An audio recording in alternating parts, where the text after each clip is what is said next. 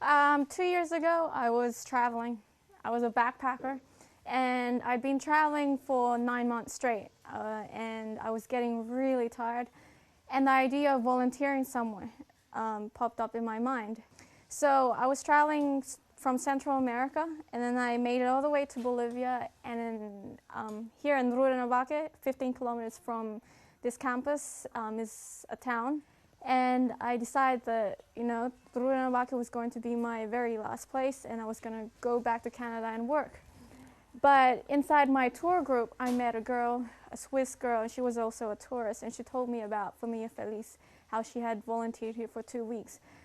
And something, I don't know, the interest just sparked, and so I decided to come here for a couple of weeks, and I really liked it. When I first came here, I wasn't a believer, I wasn't a Christian, and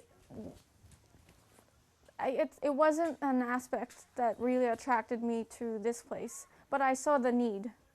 I saw that they needed help, they lacked human resources. It was still a new project.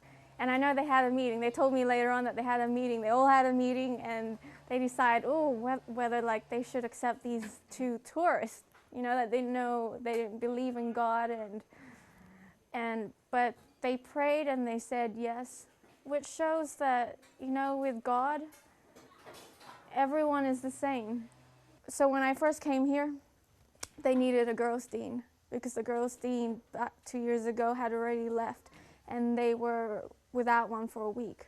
So as soon as I got here, Melissa Harding, the founder, she asked me to be the girls' dean. And so first night I came back, I was already doing worship with them, and I'm thinking, wow, what am I doing? Before I came here, I thought, look, if I'm going to come here, I have to have an open mind. Because I knew what they were doing. I knew what they were trying to teach these children. And if I wholly didn't agree with it, I couldn't be here. So I knew that I had to have an open mind. So when I came and I was already doing worship, I thought, okay, I'll just try. I'll just keep trying, even though I feel like a hypocrite teaching these girls something that I didn't believe in. And actually the girls helped me quite a bit. I didn't know what to do. So they would just they'd give me a book, a devotional book, and then we would just read that. The seed was just being planted in me, and I don't know what I had done for these girls, but I knew that all of us together were spiritually growing. And then 3 months passed, and I thought, I can't keep doing this. I'm going to have to do my own studies. So I started reading the Bible. I wanted to get hold of books. I wanted to research this, but all I had was the Bible and Ellen White's books and the people around me. They invited me to the personal staff, to the staff worship, and I didn't want to in the beginning, but I felt obligated, so I started going.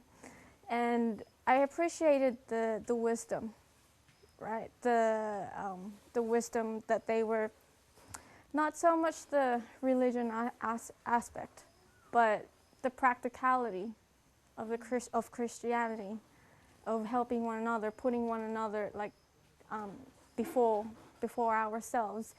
Things like that I appreciated. So I would just watch people, their way of living, their way of thinking, and at first I didn't like it. I thought, no, this isn't for me. I wasn't praying for the first 3 months. I couldn't pray, and I didn't want to pray.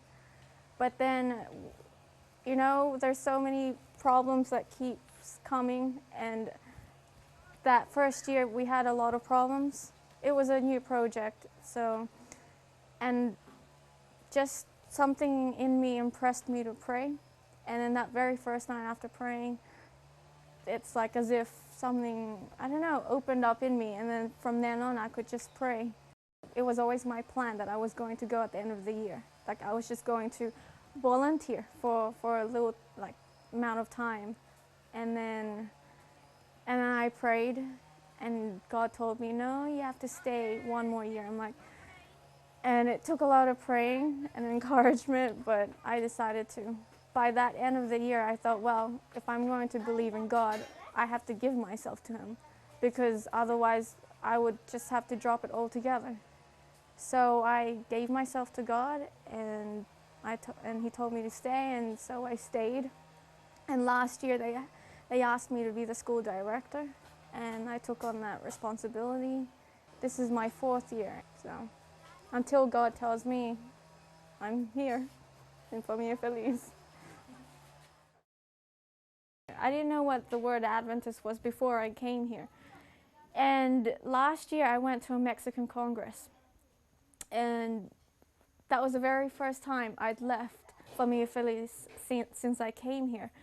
And I saw the church at the University of Montemorelos. I'd never seen so many Adventists in my whole life. I didn't know so many existed. I knew that was just one country, one place.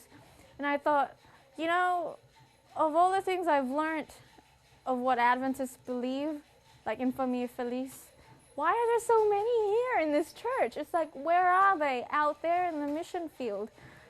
I didn't understand it. It's like, I thought that, you know, Adventists, they're missionaries, like as soon as they're baptized, and they're there to work for Jesus.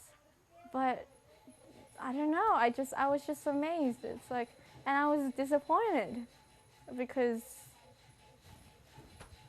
I don't know, I just wish that people would just come out and help more, because there's a lot of places and there's a lot of needs, and we need to build more churches out there. And we have so many communities here that need to be reached, and we don't have enough people.